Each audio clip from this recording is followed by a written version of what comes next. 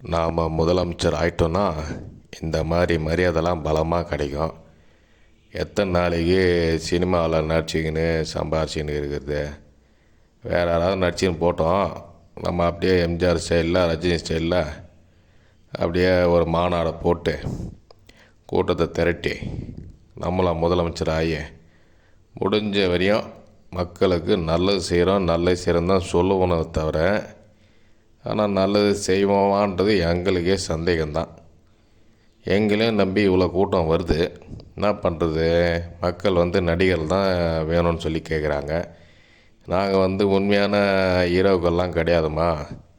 எங்களுக்கு உண்மையாக சண்டை போட தெரியாது, உண்மையாக பாட்டு பாட தெரியாது, உண்மையாக டான்ஸு கூட ஆட தெரியாது. எல்லாம் மற்ற சொல்லி கொடுத்து தான் ஆடுறோம்.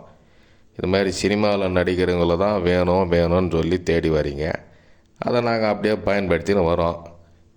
தலைவிதி தமிழ்நாட்டுக்கு அப்படி தான் இருக்குதுன்னா நாங்கள் என்ன பண்ணுறது?